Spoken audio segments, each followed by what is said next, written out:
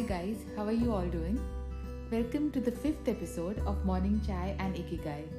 This is your podcast host Priyanka.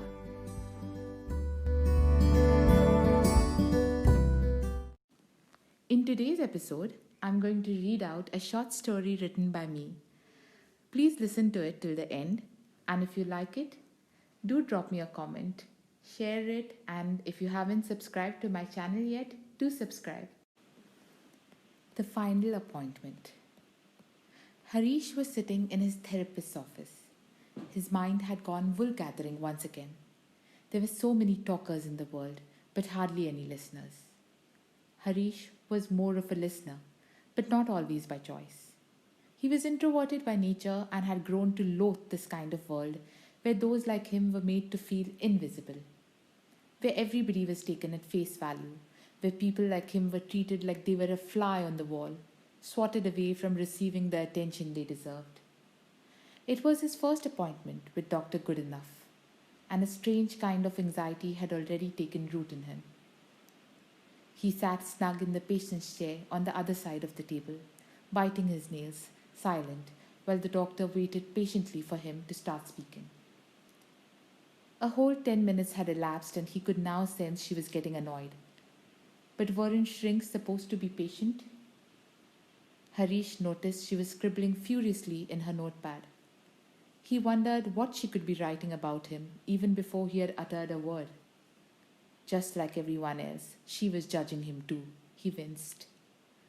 A heavyweight brass stopwatch that served the double purpose of a timer and a paperweight stood proudly at one corner of the table, as if mocking them with its unignorable ticking. Tick, tock, tick. We can't move ahead with the session if you won't talk to me, Harish, Dr. Goodenough said finally. After all, how long could she while away time observing his mannerisms? An important part of psychiatric assessment was eliciting the patient's history, and for that, she needed to get him talking. She went back to her writing pad. 28-year-old male, anxious, doesn't meet eye to eye, and then added another word to it, taciturn. When she turned her gaze to Harish, he shifted uncomfortably.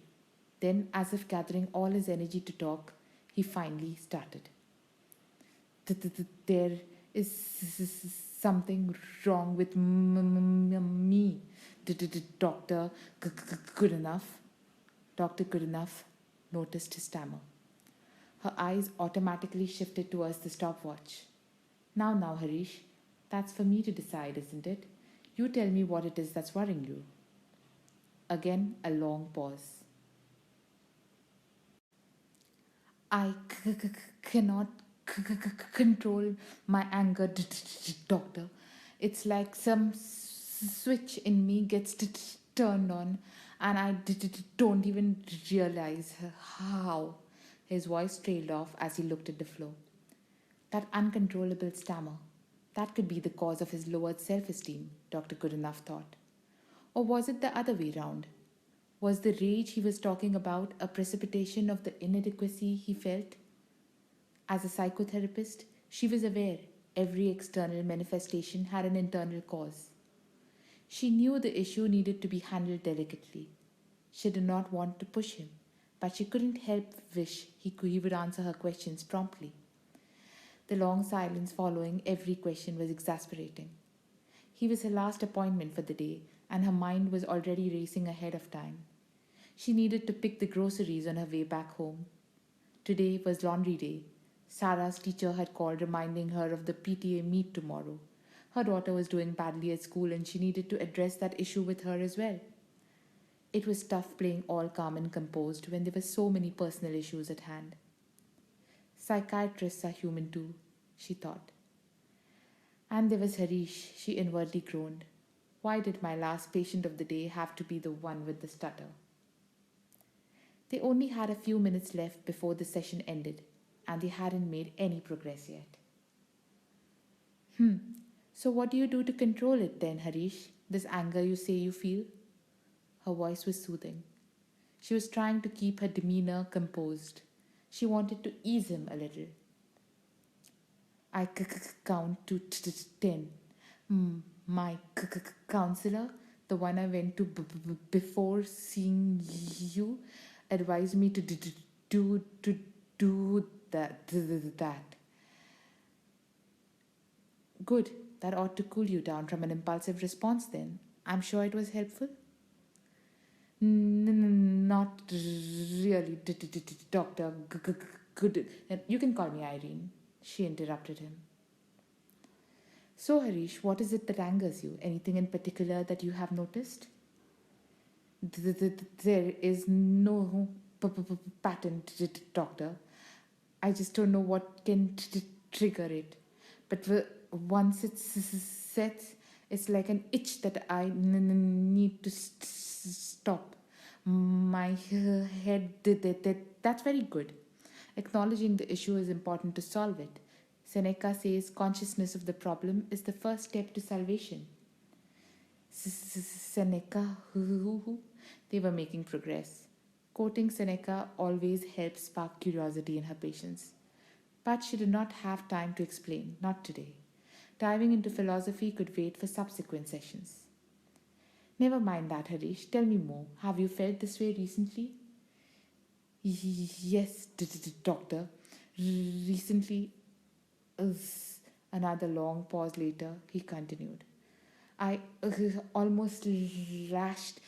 Tick tock, tick tock. The stopwatch was ticking. And what do your friends, your family have to say about it?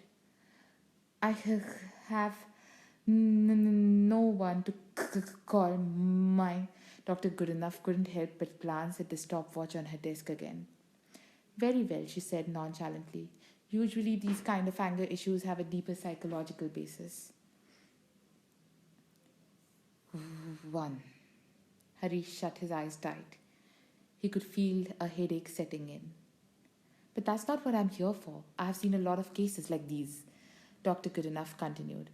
Instilling confidence in the patients always worked in favor of the doctor.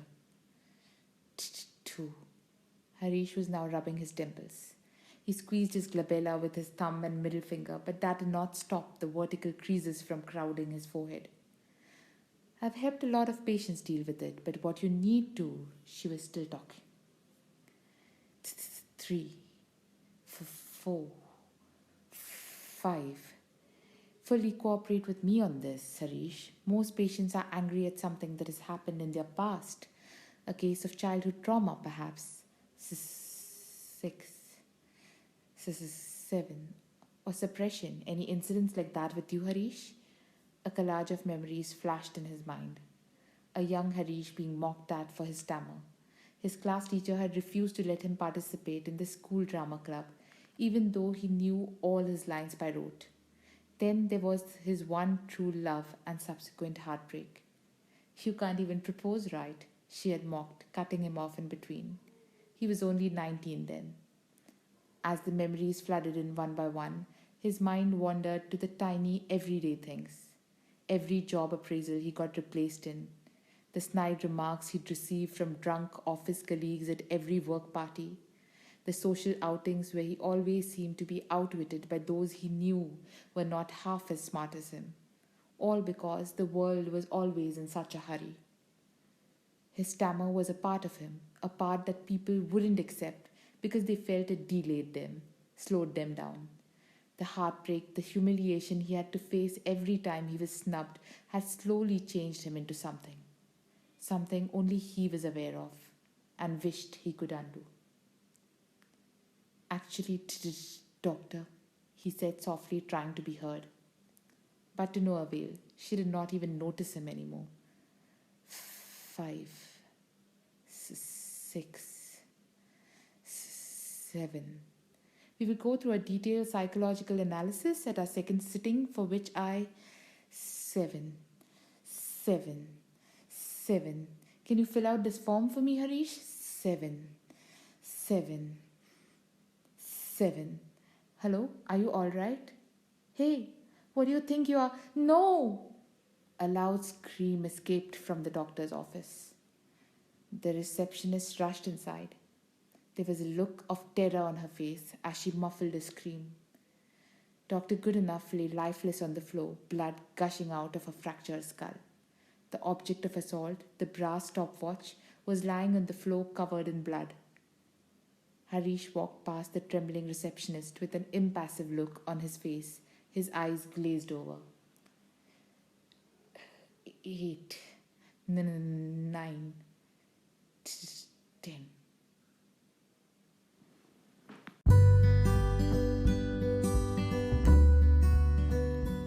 Morning Chai and Ikigai is a bi-weekly podcast. That means fresh episodes will be uploaded every Thursday and Sunday. If you want to connect with me outside the pod, I am there on Twitter and Instagram. My handle is Dr. Priyanka Naik, that is Dr. Priyanka Naik. I'm also there on Facebook, and my YouTube channel is Dr. Priyanka Naik again. So do subscribe, leave me a comment, or rate and review my podcast.